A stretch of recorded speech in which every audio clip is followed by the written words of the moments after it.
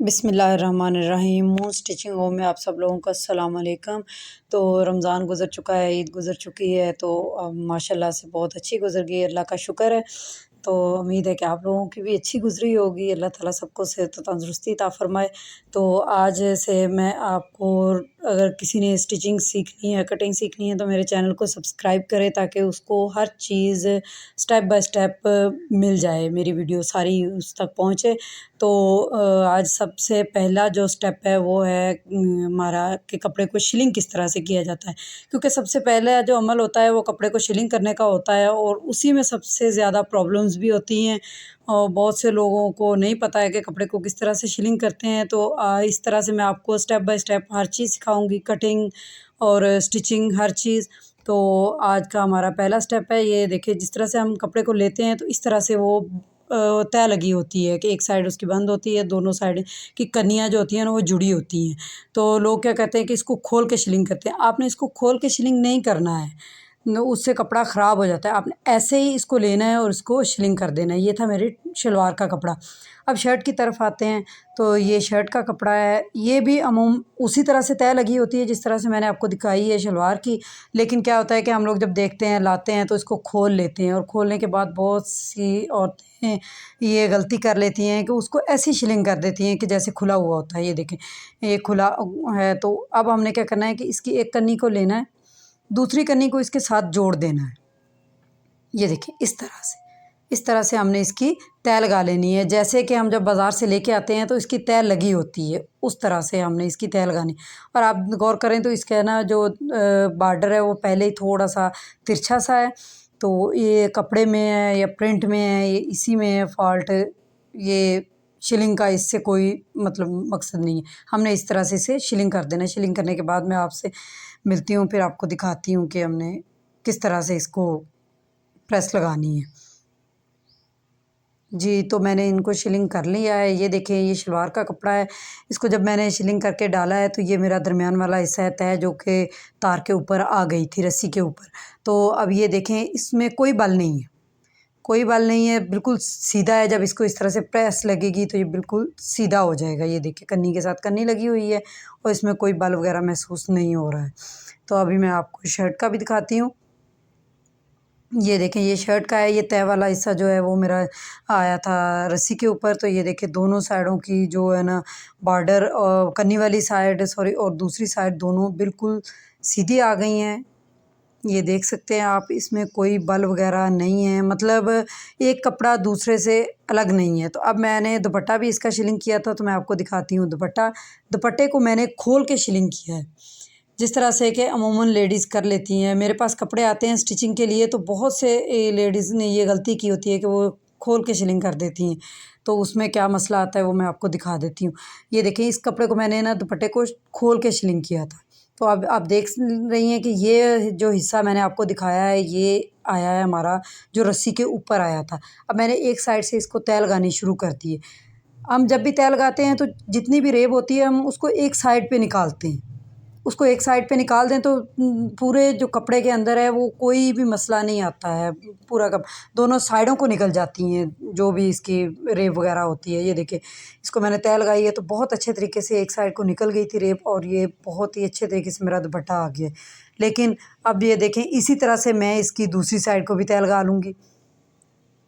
ये देखिए, मैंने दरमियान से जब कन्नी के साथ कन्नी को लगाया है तो हल्की हल्की सी यहाँ से आपको रेब महसूस हो रही होगी।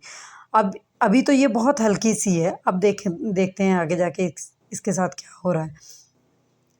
ये देखें, जब मैंने इसको आगे तक तय लगाया है एंड तक, तो ये देखें, ये इतनी ज़्यादा इसके अंदर रेब आ गई है। कन्नी के साथ मैंने कन्नी को लगा दिया है, लेकिन ये इसके अंदर बल है। अब मैंने इस साइड से दूसरी साइड से मैंने इसको कन्नी को आपस में मिला के इसकी रेब, ये देखें, तो हल्की सी रेब मेरी निकल रही है एक साइड को, और बाकी कपड़े में कोई बल वगैरह नहीं आ रहा है। ये देख सकते हैं आप, बिल्कुल सीधा है। ठीक है, इसी तरह से मैंने दुपट्टे की दूसरी साइड को भी सीधा कर लिया था। अब मैं इसको अच्छे तरीके से, दरमियान में जो हमारा फॉल्ट है वो दरमियान में है, जहाँ पे हमने इसको रस्सी के ऊपर डाला था वहाँ पे है। ये देखिए, मैंने ये साइड भी यहाँ तक सीधी हो गई है मेरी, बिल्कुल सीधी है, कोई बल वगैरह नहीं है। इसी तरह से मेरी दूसरी साइड भी बिल्कुल सही है। ये देख सकते हैं आप। अब ये दिखाती हूँ आपको जो फॉल्ट है वो है, ये देखें दरमियान में, बिल्कुल दरमियान में आ गया है मेरा ये जो फॉल्ट था। या तो दोनों कपड़े एक जैसे हो जाएं, लेकिन नहीं होंगे, इस तरह से नहीं। तो ये देखें नीचे वाला जो कपड़ा है उसमें कोई खिंचाव नहीं है, ऊपर वाले कपड़े के अंदर इतना ज़्यादा बल आ गया है कि वो मतलब ये किसी एक के अंदर ही आ सकता है। अगर दोनों के अंदर भी आएगा तो फिर जो तय वाली साइड है वो ख़राब हो जाएगी। ये देखें आप यहाँ पे इतनी ज़्यादा इसका बल आ गया, ये देख सकते हैं आप, ये साइड बिल्कुल सीधी है, इसमें कोई बल वगैरह नहीं है। लेकिन जो ऊपर वाला हिस्सा है ये देख सकते हैं आपके, उसमें कितना ज़्यादा जोर पड़ रहा है।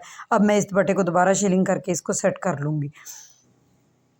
जी, तो मैंने शर्ट के कपड़े को प्रेस कर लिया है। आपने जब इसको शिलिंग करना है तो 10 से 15 मिनट इसको डुबो के रखें। फिर ये शर्ट के कपड़े को भी मैंने जब प्रेस किया है तो इसकी दोनों साइडों को मैंने, इसकी जो रेब थी वो दोनों साइडों को निकाल दी है, दरमियान में मैं नहीं लेके आई हूँ। ये देखें उस साइड पे भी निकल गई थी, इस साइड पे भी ये हल्की सी है। और ये कपड़े के बॉर्डर में एक तिरछापन है, वो एक साइड पे आ रहा है, क्योंकि ये अब प्रिंट इस तरह का है कि मैंने दरमियान में से इसकी शर्ट को निकालना है, फ्रंट और बैक को, तो ये साइड से निकल जाएगा। अगर ना निकले तो इसका भी मैं तरीका आपको बताऊंगी कि किस तरह से इसको निकालना होता है रेब को। ये देखें इसका जो तय वाला हिस्सा था जो रस्सी के ऊपर आया था वो देखें बहुत ही ज़बरदस्त प्रेस होने के बाद वहाँ पे कोई जोल वगैरह कोई बल वगैरह नहीं है, वो बहुत अच्छे तरीके से सही हो गया है, क्योंकि हमने इसको डबल फोल्ड करके ही डाला था रस्सी के ऊपर और साइडों से खिंचाव नहीं दिया था। अब मैं इसके बाजू अलग कर लेती हूँ। सबसे पहला अमल जो होता है वो बाजू अलग करने का होता है। ये कर लेती हूँ, फिर आपको दिखाती हूँ कि उसके बाद हमने क्या करना है। ये आप देख रहे हैं इस बॉर्डर में ही थोड़ा सा झोल है।